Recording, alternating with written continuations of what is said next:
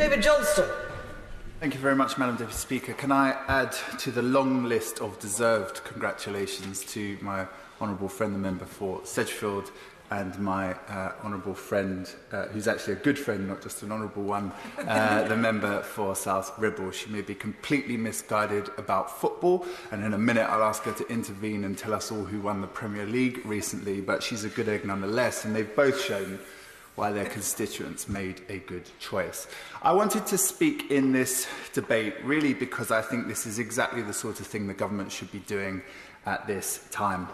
And I welcome the ability that there will be to vary construction hours, to extend outlying planning permission, to make changes to the Consumer Credit Act to facilitate bounce-back loans, which I have had universal praise for in my constituency, in contrast to the CBIL loans, where it was felt that the banks were being slow and bureaucratic. The bounce-back loans have been very warmly welcomed. But particularly I wanted to speak about the ability of allowing bars and pubs and restaurants to seat people outside and serve people outside, and to focus especially on pubs.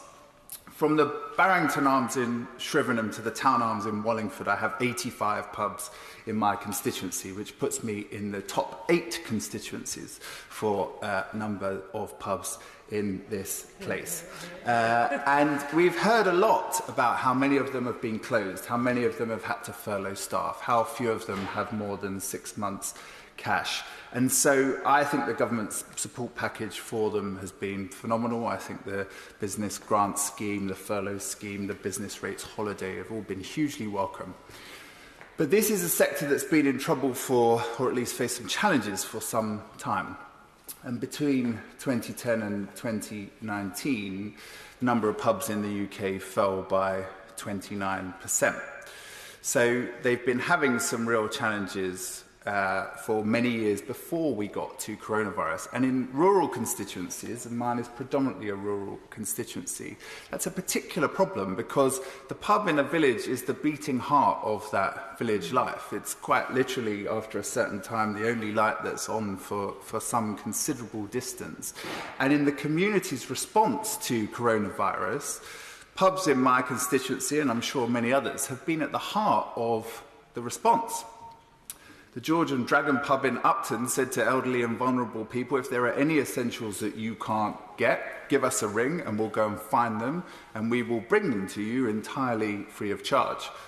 The Fox in Denchworth has been, with the help of a couple of benefactors, being given free fish and chips to every villager every week during this period, 171 villagers.